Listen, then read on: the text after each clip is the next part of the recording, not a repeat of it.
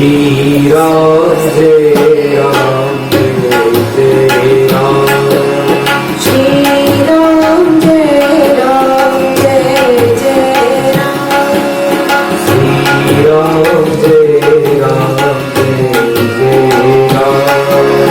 श्री राम जय राम जय जय राम। श्री राम जय राम जय जय राम। श्री राम जय राम जय जय राम। श्री राम जय राम जय जय राम। श्री राम जय राम जय जय राम। श्री राम जय श्री राम जय राम जय जय राम। श्री राम जय राम जय जय राम। श्री राम जय राम जय जय राम। तो कल की वार्ता के बाद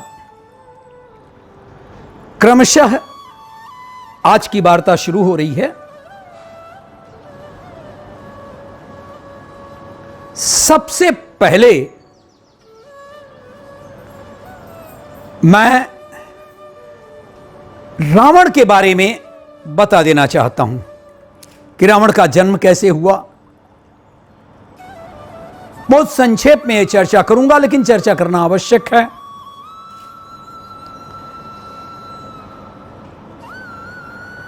एक बार सनत सनातन सनंदन सनत कुमार जाकर के विष्णु के दरबार में पहुंचे और वहां जय और विजय उनके यहां द्वारपाल थे।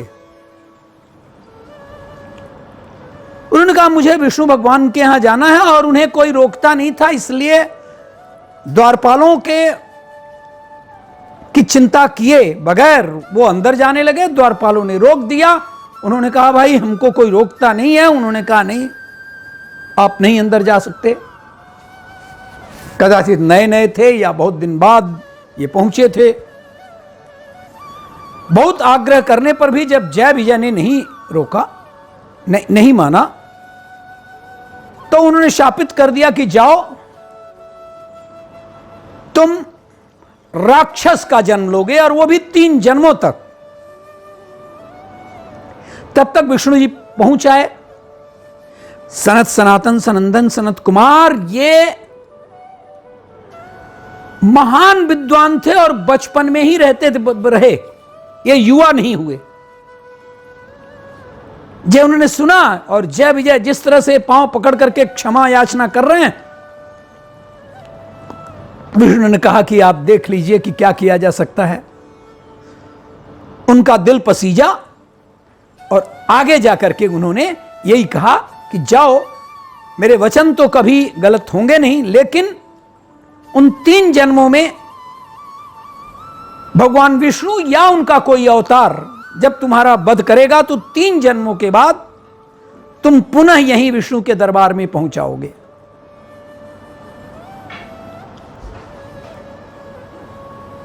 दूसरी स्थिति यह है नारद भगवान की।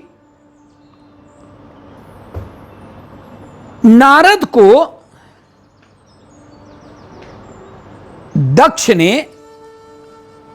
दक्ष के भाई थे नारद,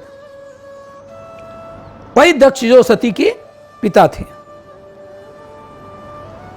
तो उन्होंने नारद को उनको शापित कर दिया था। क्या होता था कि ब्रह्मा जी ने दक्ष को कहा कि तुम संतान उत्पत्ति करो, और जब वो संतान उत्पत्ति कर रहे थे तो जब पैदा होते तो नारद पहुंच जाते और उनको ऐसी शिक्षा देते कि वो आगे क्रमशः क्या विस्तार होगा जमाने का, उन्हें सिखा पढ़ा करके उनको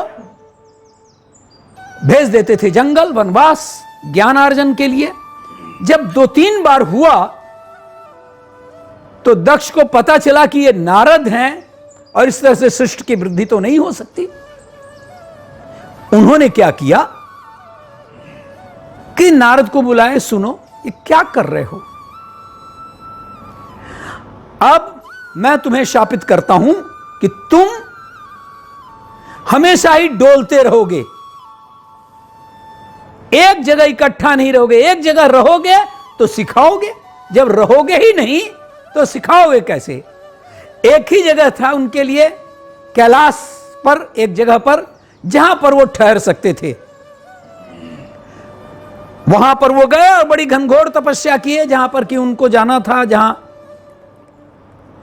ध्यानस्थ हो गए।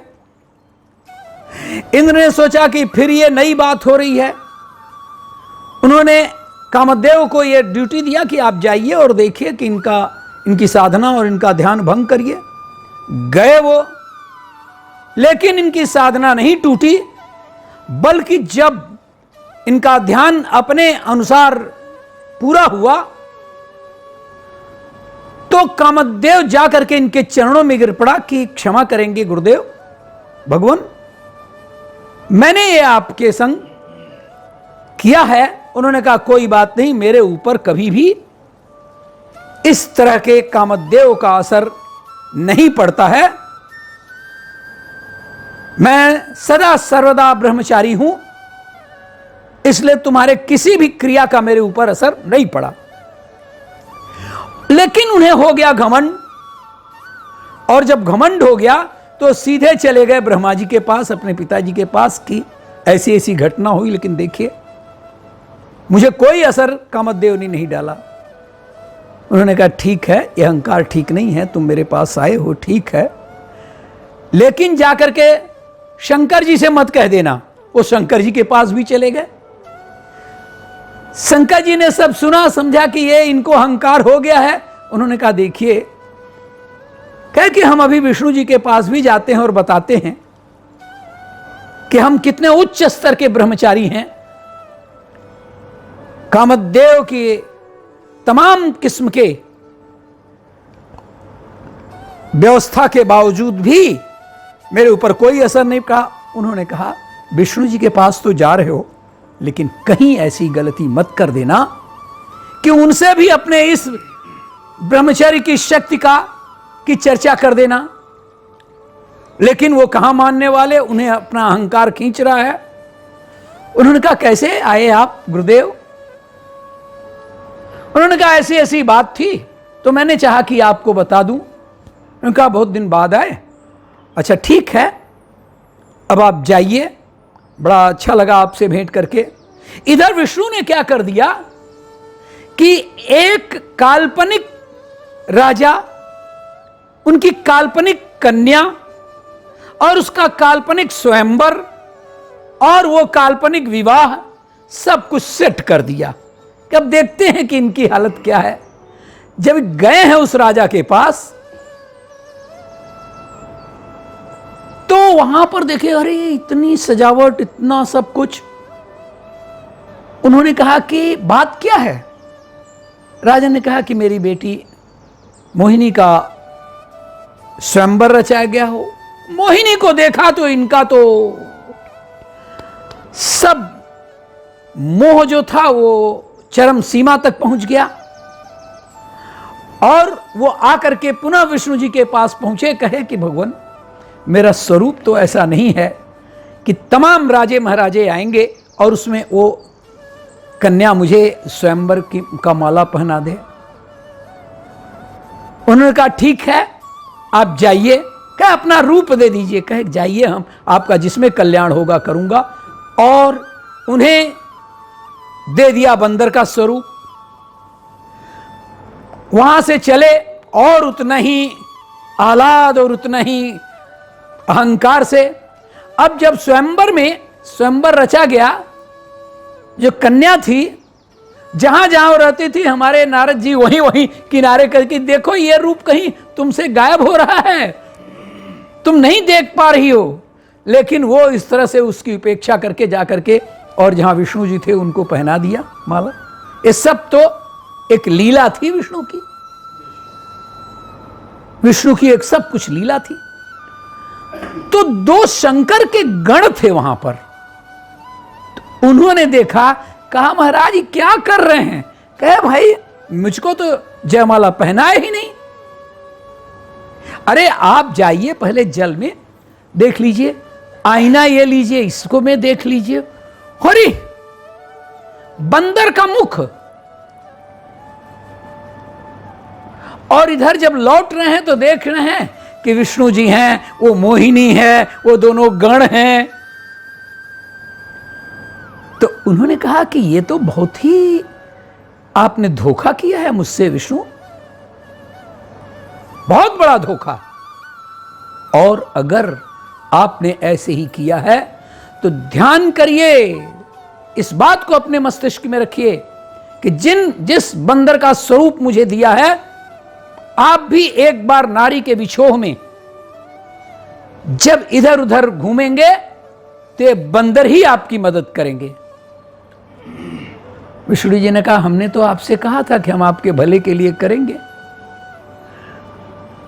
और तब तक उन्होंने अपनी माया हटा लिया, तो न मोहिनी थी, न वो बरमाला का दृश्य था, न राजा का महल था। कहा तो ये क्या? उन्होंने कहा मैं आपके लिए किया था, आपके अंदर अहंकार हो गया था, कोई विवाह नहीं हुआ, कोई मोहिनी नहीं आई। जब यह दृश्य हो गया तो वो चले और पांव पर गिर पड़े विष्णु जी के। उन्होंने कहा कोई बात नहीं, लेकिन इसके पहले जो ये दो गण थे, इन दो गणों पर वो बड़ा क्रोधित हो गए। जाओ तुम लोग राक्षस हो जाओ। तो यही दो गण फिर से राक्षस हो गए। तीसरा दृश्य है, बहुत संक्षेप में इसको बता दे रहा हूं ताकि हम आगे बढ़ें, वार्ता लंबी होगी आज की। प्रतापभान चक्रवर्ती सम्राट थे, उनके भाई का नाम था अरिमर्दन और उनके सचिव का नाम था धर्मरुचि। लेकिन चक्रवर्ती सम्राट की स्थिति को बराबर पाने के लिए कि कहीं कोई मेरे ऊपर या मेरे इस चक्रवर्ती साम्राज्य की किसी को दृष्टि न पड़े, ये जो अहंकार और ये जो भाव था, एक वक्त आया, वो पूरी कहानी बहुत लंबी है, उसमें जब इन्होंने ब्राह्मणों को बुलाया तो सब छल बल के साथ साधु बनकर के किसी ने उन ब्राह्मणों के थाली में जो भोजन करवाया वो था मांस। अब ब्राह्मण तो मांस खाते नहीं। आकाशवाणी हुई कि तुम लोग इसे छूना नहीं, इसमें मांस पड़ा है। तब तक वो उठ गए हुए सभी ब्राह्मण और शापित कर दिए कि जाओ, तुम्हारा राज्य विध्वंस हो जाएगा और तुम लोग राक्षस हो जाओगे। तो फिर प्रतापभान हुए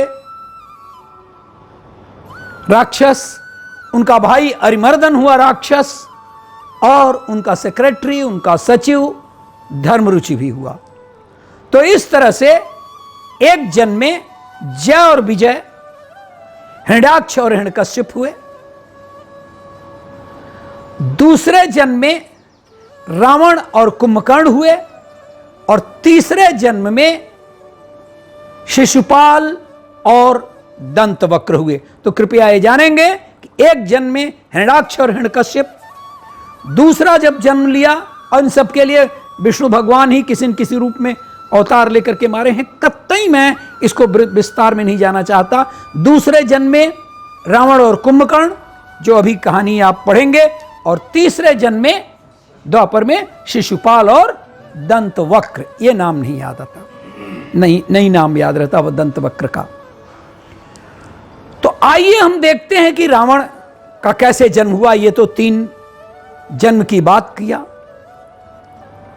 इस जन्म में, जिस जन्म में रावण और कुंभकर्ण हुए, इसमें आप लोगों को बता चुका हूं पिछले अपने वार्ता में कि इनके माता का नाम था केशिनी, वही जो शूर्पणखा की मां, और इनके नाना का नाम था सुमाली, इनके पिता का नाम था वैश्रवा, इनके दादा का नाम था पुलस्त्य ऋषि और इनके परदादा का नाम था ब्रह्मा। अब जब इनका जन्म हो गया और दूसरी तरफ विश्रवा का एक सबसे बड़ा बेटा जो जन्म लिया था इडाविला से, वो था नाम उनका कुबेर। और उनके दो भाई और थे चचेरे, पुष्पोत्कटा से खर, वाका से दूषण, और इस केसनी से जो पुत्र हुए वही विश्रवा से। मैं बता चुका हूं इसलिए वो कहानी नहीं लाना चाहता कैसे हो गई केसनी और उनसे हुआ संपर्क। तो रावण, कुंभकर्ण, विभीषण और शूर्पणखा। अब देखिए दो संस्कारों का किस तरह से युद्ध हो रहा है। मैं संस्कारों की बात कर रहा हूं। केसनी ने तो जानबूझ करके राक्षस पुत्र पैदा करवाना चाहा, और ये जानबूझ करके कि, और पीछे छोटी सी कहानी है, ये सब आप जानते हैं कि किस तरह समुद्र मंथन हुआ और किस तरह से अमृत को भगवान विष्णु ने देवताओं को पिला दिया, उसी में राहु केतु थे। तो बुरी तरह से राक्षसों का दलन हो रहा था देवताओं के द्वारा। सुमाली जो लंका का राजा था, इन्हीं देवताओं के कारण वहां से भगा दिया गया और जाकर के पाताल लोक में बस गया। ये जो परेशानी थी, ये जो दुख था, विपदा थी राक्षसों के ऊपर, तो उन्होंने कहा कि कैसे भी अब ब्राह्मणों का अंश हमारे परिवार में आना चाहिए। तो कौन देगा ब्राह्मण, कैसे ब्राह्मण का अंश आएगा? और अगर हम कन्या भी भेजते हैं तो वो कैसे स्वीकार करेंगे? राक्षसों को तो स्वीकार करेंगे नहीं, और राक्षस परिवार की कन्या होनी चाहिए। तो केसिन ने कहा कि नहीं, मैं देखती हूं। और उसके बाद जाकर के, विश्रवा महान ऋषि थे और आसानी से किसी भी हालत में उनके आश्रम में कोई लड़की नहीं पहुंच पाती थी, लेकिन किसी भी तरह से इसने प्रयत्न किया। और फिर उसके बाद से विश्रवा से एक बार निवेदन किया कि मैं संतान चाहती हूं। उन्होंने मान भी लिया, और यही रावण, कुंभकर्ण, विभीषण और शूर्पणखा का उत्पन्न हुआ। जब ये रावण आया अपनी मां के पास, यानी मामा के घर, नानी के घर, इनके मामा थे प्रहस्त। ये भी एक कहीं चर्चा में दिमाग रखा लेंगे कि प्रहस्त थे, प्रहस्त। तो जब आए मामा के यहां, नाना के यहां, तो मां बड़ी प्रसन्न। अब बेटा तुमको इन देवताओं से बदला लेना है। कही अरे वो तो जो कुबेर हैं, जो मेरा भाई है बड़ा, उसको तो दादाजी बहुत मानते हैं, पर दादाजी ब्रह्मा जी। और क्या किया है उन्होंने? लंका का राज्य दे दिया है, और तो और उनको उन्होंने पुष्पक विमान भी दे दिया। अब वो कहीं भी घूमता है, फिरता है, आनंद लेता है और जाकर के अपने राज्य में पहुंचता है। कहे कोई बात नहीं है, अब तुम ब्रह्मा जी की तपस्या करो। देखो बेटा, तपस्या बिना अब नहीं आएगा, क्योंकि उन्हें बहुत प्रिय है कुबेर। यहां तक कि विश्रवा भी नाराज थे उनके इस अतिशय प्रेम के कारण। और फिर वो ब्रह्मा की कठोर तपस्या करता है। रावण कठोर तपस्या, जब बहुत अधिक तपस्या और बहुत कठोर साधना कर लेता है, तो ब्रह्मा जी अवतरित होते हैं। कहते हैं क्या बात है बेटे? अरे भाई ये भी तो रावण को पहचानते थे। कहते क्या बात है? कहता है मुझे इतनी शक्ति चाहिए कि कोई भी मुझको मार न सके, मैं मर न सकूं, मैं अमर हो जाऊं। ब्रह्मा ने कहा देखो ये हमारे वश में नहीं है। जातस्य ही ध्रुवोर मृत्युर ध्रुवम जन्म मृतस्य तस्मात् अपरिहारे अर्थे न तुम सोच तुमर्षि। जिसने भी जन्म लिया है पुत्र, उसको मरना ही है, और तुमने जन्म लिया है इसलिए तुमको मरना है। तो ये मेरे वश में नहीं है, और मैं तुम्हें अमरता का वरदान नहीं दे सकता। ये मेरे अधीन नहीं है, मेरे मेरे क्षमता में नहीं है, लेकिन मैं तुमको बहुत सारी शक्तियां देता हूं और उन शक्तियों के भरोसे तुम बहुत बली हो जाओगे।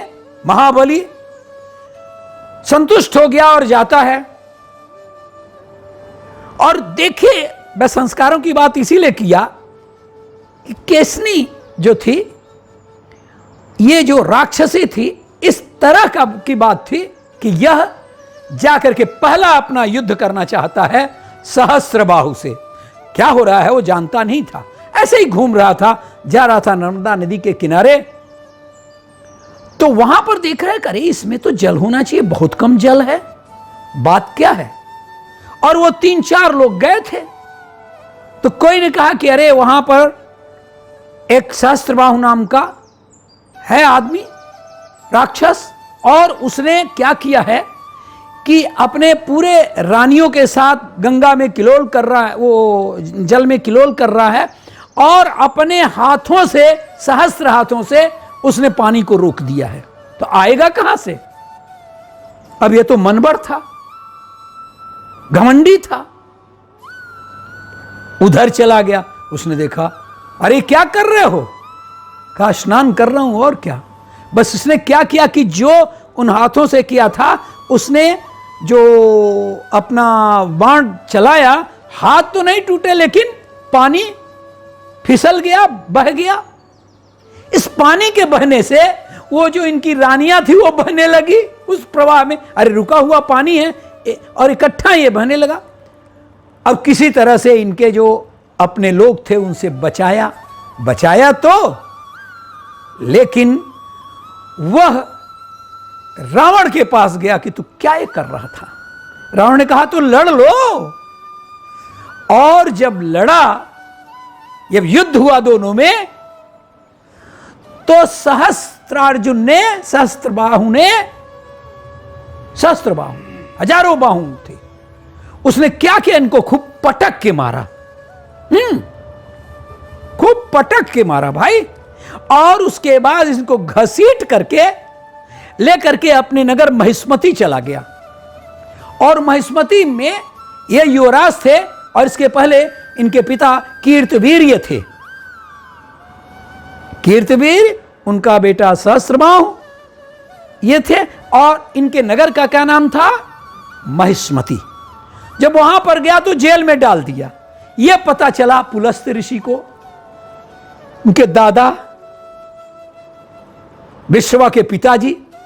अरे पुलस्त्य ने कहा चलो चलो चलो चलो जल्दी से, ये बहुत मनबड़ है, अभिमानी है, घमंडी है, चलो।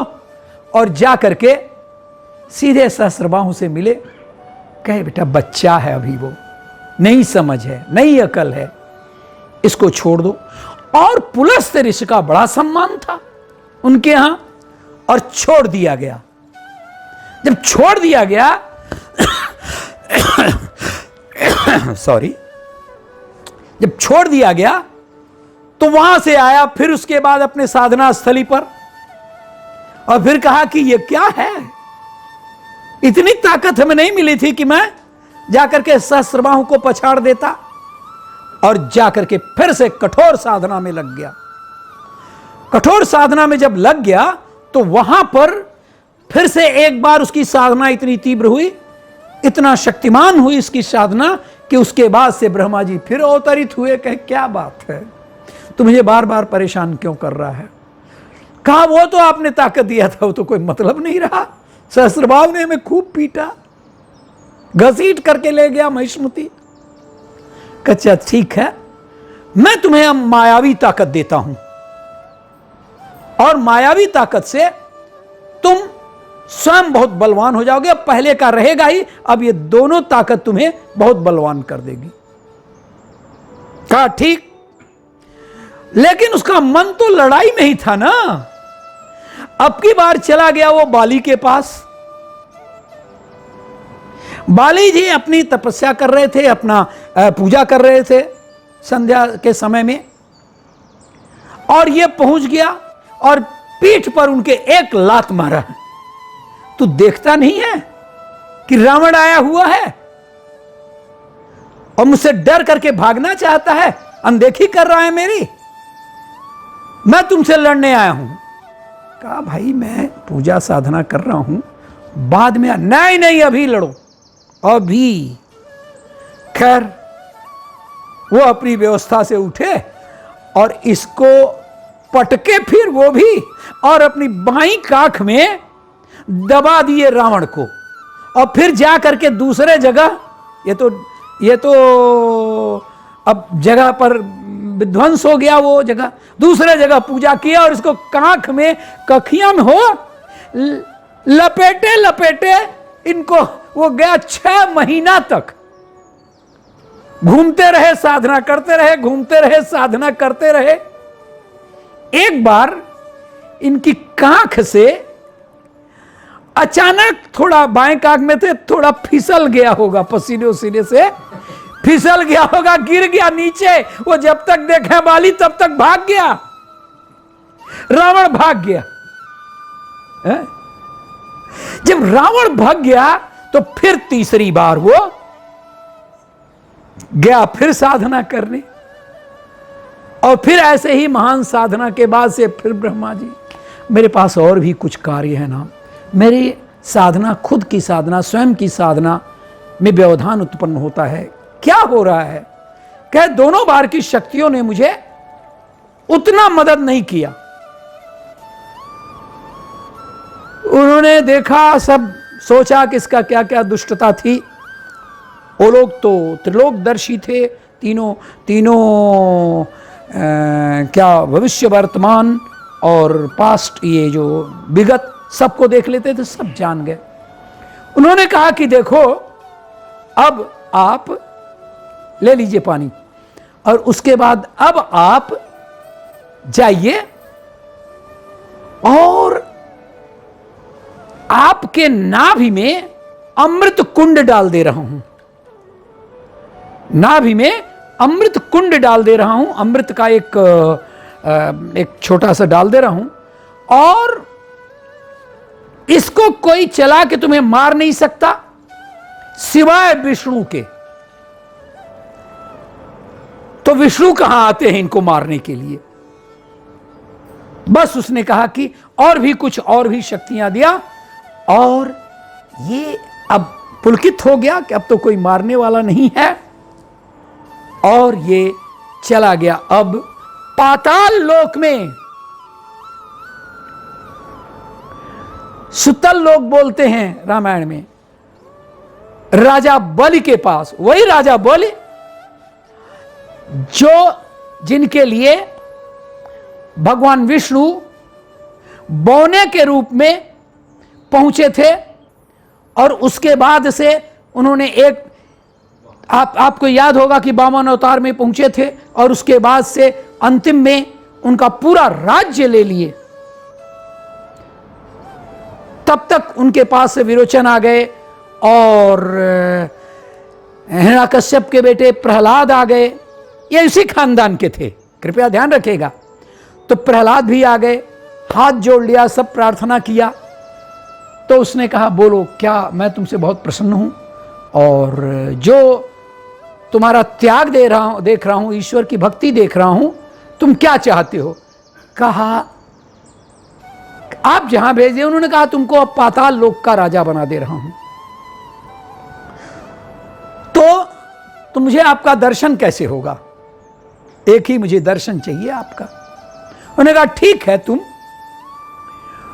तुम्हारा मैं द्वारपाल रहूंगा। विष्णु भगवान राजा बलि, याद करिए वो बाली थे, ये बलि हैं, राजा बलि का पाताल लोक में द्वारपाल हो गए।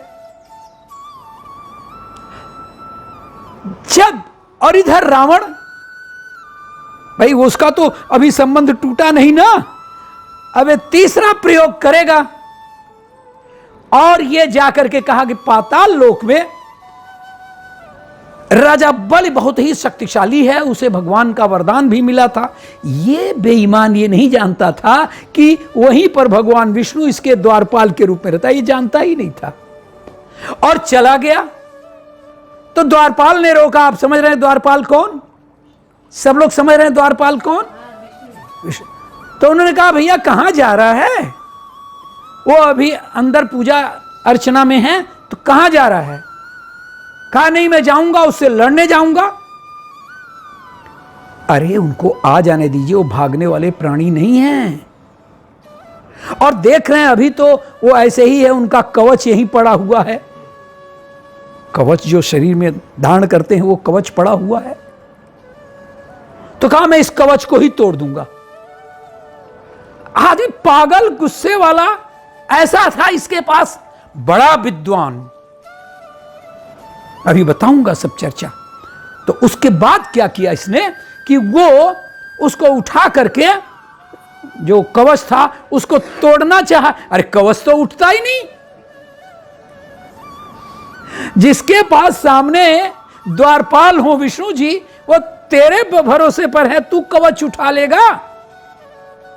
कवच उठा ही नहीं। उसने कहा जिसका कवच मैं नहीं उठा पा रहा हूं, जब वो निकलेगा तो सहस्त्रार्जुन और बाली जैसे दुर्दशा किए हैं, ऐसे ही ये खूब कुटाई करेगा, पिटाई करेगा। है? चलो भाग चलो। और भाग गया। भाग गया तो ब्रह्मा जी ने कहा था कि देखो, अगर मैं नहीं जानता कि भगवान शंकर तुम्हें वो अमर होने का वरदान देंगे या नहीं, लेकिन तुम उनकी तपस्या करो और मुझे अब मत बुलाना। मेरे पास जो औकात थी वो मैंने दे दिया, कर दिया। अब वो उनकी तपस्या करने लगा, भगवान शंकर की। और इसके दो भाई थे, कुंभकर्ण और विभीषण। ये भी कहे भैया मैं भी तपस्या करूंगा आपके साथ, चलो करो। और तीनों तपस्या करने लगे। जब घोर तपस्या करने लगे और पुष्प चढ़ाते थे, ये जब होता था, जब अवसर आता था उसमें पुष्प चढ़ाते थे, लेकिन पुष्प भी घट गया, कोई पुष्प ही नहीं। तो उसने क्या किया, पुष्प के जगह पर अपने सिर को, इसके पास तो 10 शीश था, ये 10 सिर वाला, इसलिए इसने एक सिर को काट करके चढ़ा दिया। फिर उसके बाद से फिर पूजा का क्रम चलता रहा। फिर दूसरा सिर, फिर तीसरा, फिर चौथा, फिर पांचवां, छठवां, सातवां, आठवां, नवां। और शंकर जी वहां से देख रहे हैं क्या कर रहा है ये। और जब फिर 10वें पुष्प की बारी आई तो इसने अपने सिर पर जैसे ही कटार चलाना चाहा, अरे भगवान शंकर आ गए, अवतरित हो गए, रोक लिए, मत कर भाई, मत कर ये सब का। मैं तुम्हारी तपस्या देख रहा हूं, तुम्हारा त्याग देख रहा हूं, बोलो क्या चाहते हो। रावण कुछ नहीं मांगा अब इनसे।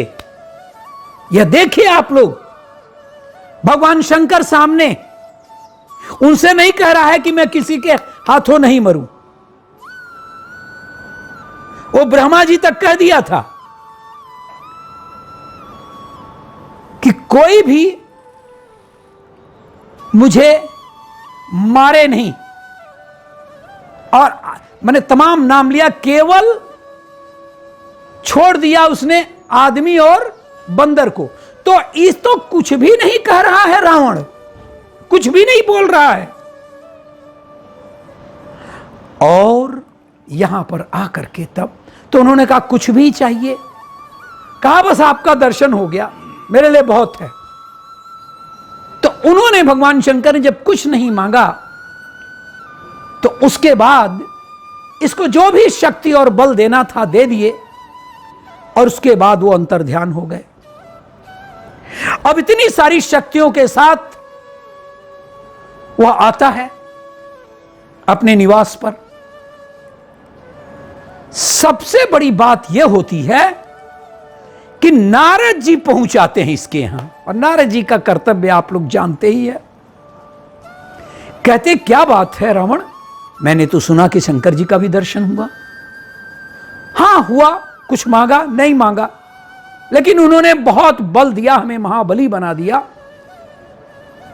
ब्रह्मा जी ने ये ऐसा किया है, बहुत बहुत। कहा तब तो तुम्हें अपने जो बल है इसका परीक्षण करना चाहिए कि है कि नहीं ये बल। अरे कुछ उठाओ, कुछ मारो, कुछ दीवार को तोड़ो, कुछ तो रखना चाहिए ना कि आपके बल का परीक्षण।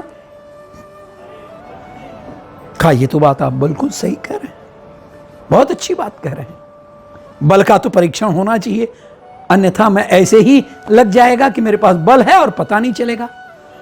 तो रोज आना, जब तू, मैंने उसने सोचा कि जब रोज आना मैं जाकर के कैलाश पर्वत पर अर्चना करता हूं, पूजा करता हूं, तो क्यों नहीं कैलाश पर्वत को ही उठा करके लेकर के अपने पास चला हूं। दर्प सुनिए, दर्प देखिए। और चला गया कैलाश पर्वत पर, और बिना बताए शंकर जी को, अरे कैलाश पर्वत ऐसा थोड़ा ही कि जहां शंकर भगवान है वहीं पर कैलाश पर्वत, तो बहुत बड़े क्षेत्र में, और कैलाश पर्वत को ये उठाने लगा। उठाने लगा तो पार्वती जी जरा खिसकी, मतलब फिसली। अरे कौन है? शंकर जी ने कहा अरे ये रावण है, अपने बल का परीक्षण करना चाहता है। लेकिन जब उठा लिया तो पार्वती जी गिरते गिरते बची। उन्होंने कहा तेरा कार्य जो है वो ब्राह्मण खून का नहीं है, ब्राह्मण खानदान का नहीं लगता, तू जा राक्षस हो जाए। और यही वो शापित होना है कि पार्वती ने ब्राह्मण पुत्र को राक्षस की संज्ञा दे दी। यानी अब रावण राक्षस के दुष्कर्म, राक्षस और ब्राह्मण ये तो सब एक ही कश्यप ऋषि की दो पत्नियां थी, दिति और अदिति, और दिति से दैत्य हुए या राक्षस हुए और अदिति से देवता हुए। तो इसके अंदर चूंकि ब्राह्मण का खून था इसलिए इसे देवत्व होना चाहिए था। और उसी समय में रावण अपने जन्म काल के बाद ही, बहुत शीघ्र, बहुत ही कम उम्र में ही इसने चारों वेद, समुद्र शास्त्र का ज्ञाता, रावण संहिता आप लोग सुनते होंगे, पता नहीं कभी एक नाम सुना है कि नहीं, रावण संहिता, जो इस किस्म के जो ज्योतिष का बहुत बड़ी पुस्तक है, बहुत बड़ा ग्रंथ है वो, और सामुद्रिक शास्त्र और क्या क्या, वो अपने कम उम्र में तो इतना बड़ा विद्वान था रावण। लेकिन इसके साथ इसमें एक और गुण मिल गया, ब्राह्मण रक्त तो था ही, यह हो गया राक्षस भी। खैर भगवान शंकर ने क्या किया, अपना थोड़ा सा बल लगा दिया, हल्का सा अपना भार बढ़ा दिया। अरे रावण चीख उठा, उसका दब गया भाई हाथ और पांव, दब गया उसमें, अब क्या करे। और तब इसने वहीं पर रचना किया है, इसने शिव स्तोत्र की, वहीं उसी समय। जटाटवी गलज्जल प्रवाह पावित स्थले गले वलंब्य लंबिता भुजंग तुंग मालिकाम डमड्डमड्डमड्डमन्निनाद वड्डमरवयम चकार चंड तांडवम तनोतु न शिव शिव। जटाकटाह संभ्रम भ्रमन्यलिंप निर्झरी बिलोल वीचि वल्लरी विराजमान मूर्धनि धगद धगद धगज्ज्वल ललाट पट्ट पावके किशोर चंद्रशेखरे रति प्रतिक्षणम मम धराधरेन्द्र नंदिनी विलास बंधु बंधुर स्फुरद्दिगत संतति प्रमोदमान मानस कृपा कटाक्ष धोरणी निरुद्ध दुर्धरापदि क्वचिद दिगंबरे मनु विनोद मेतु वस्तुनि जटा भुजंग पिंगलस फुरत फड़ा मणि प्रभा कदम कुंकमद्रव प्रलिप्त दिग्बधू मुखे मदांध सिंधुर स्फुरत गुत्तरीय मेदुरे मनो विनोद मद्भुत बिभर्तु भूत भर्तरी सहस्रलोचन प्रवृत्त शेष लेख शेखरम प्रसूलित निधोर्णे विधूसरांघ्रिपीठ भुजंग राजमालया निबद्ध जाट जूटक श्रिय चिराय जायतम और बंधु शेखर ललाट चत्वरज्जल धनंजय स्फुलिंगबा निपीत पंचसायकम नमन्निलिंप नायके सुधामयूखलेखया विराजमान शेखर महाकपालि संबदे शिरोजटाल मस्तुन कराल भाल पट्टिका धगद धगद धगज्ज्वल धनंजयाहुति कृते प्रचंड पंचसायिका धराधरेन्द्र नंदिनी कुशाग्र चित्र पत्र का प्रकल्पने का शिल्पने त्रियोचने रतिर्ममा। तो साधक श्रोतागण, बहुत लंबा है और ये कहेंगे तो एक अच्छा खासा प्रवचन का समय ये स्तोत्र ही ले लेगा। तो बहुत अच्छा, जब ये स्तोत्र पढ़ा रावण, तो शिव तो, शंकर भगवान तो आशुतोष हैं, इतना दुष्टता किया था, होता तो मुंह फूट जाता पार्वती जी का, ऐसा दुष्टता किया था, लेकिन क्षमा कर दिए और कहे कि तू ऐसा क्यों कर रहा था, लेकिन तुम्हारे इस स्तुति से मैं प्रसन्न हूं और मैं तुमको एक चंद्रहास तलवार देता हूं।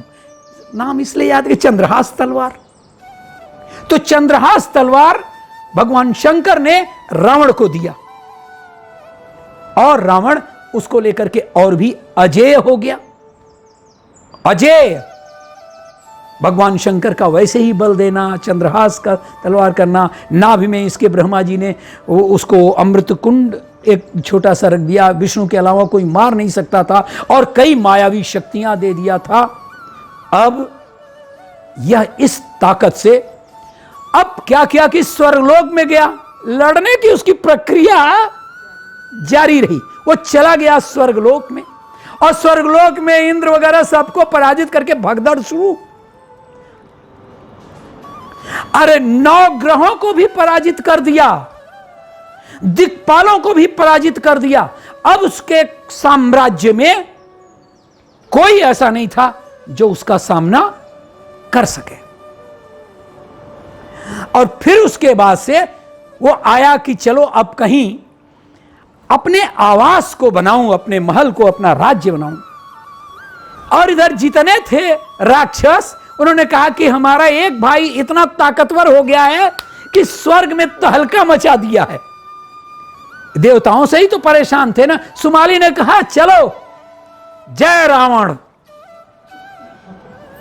बस जा करके उसने कहा कि रावण बेटा, उनका कौन था? पौत्र था, नाना थे सुमाली। दिमाग में आपके सबके था, नाना थे सुमाली। तो सुमाली ने कहा बेटा, अब तो आप लंका पर जो हमें स्थापित कर दिया था, जो मुझे विस्थापित कर दिया था, अब उस पर अधिकार करो और अब सारे राक्षसों के तुम राजा बन जाओगे। और उसे राजा और राक्षसों का अधिपति बना दिया गया। और फिर वो जा करके अब कुबेर को भगाया। जाओ, नहीं कभी आप लोग देखते होंगे, कभी दुष्ट लोग होते हैं, बेचारे सज्जन लोग रहते हैं, उनको भगा देते हैं मारपीट करके। तो कुबेर को तो भगा दिया, और कुबेर का वो जो नगर था उस पर इसका अधिकार हो गया।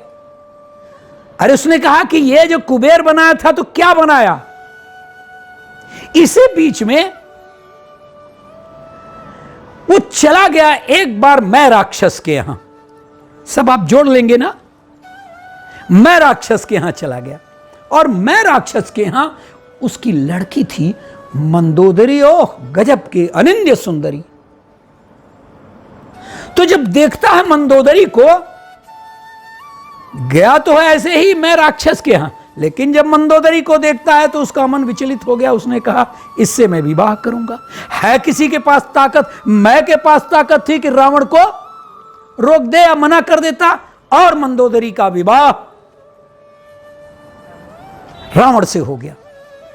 अब उसने कहा कि यह मंदोदरी जहां रहेंगी, और भी पत्नियां थी, अब मैं मंदोदरी का ही रामायण में चर्चा होती, और ये जो मंदोदरी रहेंगी तो क्या इस नगर को मैं, जैसे देवताओं के थे विश्वकर्मा द आर्किटेक्ट, जो रचनाकार, ये जो क्या उसको हिंदी में मुझे अभी नहीं आ रहा है, आर्किटेक्ट थे, ऐसे ही मैं राक्षस भी बहुत ही मतलब विश्वकर्मा के समानांतर था मैं राक्षस। और उसने नगर बसाया लंका, और उसमें सोने के पतरे दिया, क्या उसको बोलेंगे, परतें दिया, और जहां जहां कमी सोने की पड़ती थी दौड़ जाता था और कुबेर को मार पीट करके सोना ले आता था। कहा चलो, दो तो देते थे बेचारे। वो एक बार गए अपने पिता विश्वा के, ऐसा नहीं है कि वो चुपचाप बैठे, विश्वा के यहां गए, कहे पिताजी ये क्या कर रहा है रावण, मेरा भाई है और आपने जो नगर दिया था उससे मुझे भगा दिया। तो आपने कह दिया कि जाओ भाई अलकापुरी में जाओ। Shall you all remember all these names? Alkapuri मैं इसलिए कह रहा हूं कि आप दिमाग में कहीं बैठाते रहिए, उसको लापरवाही से मत सोचिए, सुनिए नहीं, एक उसको दिमाग में भी लाइए। तो अलकापुरी चला गया, ये अलकापुरी चला जाता था और उसे जो भी उनके पास सोने के और ये सब रहता था उसको लेकर के चला आता था। तो कहे देखो दुष्ट है वो, और उसके पास जो अभी ताकत है तमाम तपस्याओं के कारण, उसमें अब उसका कोई कुछ नहीं कर सकता, तो तुम सहते रहो सहते रहो। यक्षराज थे कुबेर। एक बार उसके दिमाग में आया कि ये कुबेरवा किस लिए हो रखेगा, वो जो है विमान, पुष्पक विमान कुबेरवा के हाथ में रहेगा, हम कुछ नहीं है क्या, और उसकी औकात है कि वो पुष्पक विमान रखे। कहा ये ला पुष्पक विमान भी ले गया, और पुष्पक विमान में कोई पायलट नहीं रहता था। पुष्पक विमान स्वयं में एक देवता के सदृश था, अपने आप स्व संचालन करता था, अपने आप वो अपने जो अभीष्ट जगह था वहां पहुंच जाता था। जैसा कमांड होता था, आजकल भी धीरे धीरे ऐसे ही हो रहा है, आप देख रहे हैं मंगल ग्रह पर यहीं से सब संचालन हो रहा है। तो पुष्पक विमान भी ले लिया और बहुत सुंदर नगर बसाया इसने, और उसमें मंदोदरी जी को रखा। मंदोदरी जी के बारे में जरूर बताना चाहिए आपको।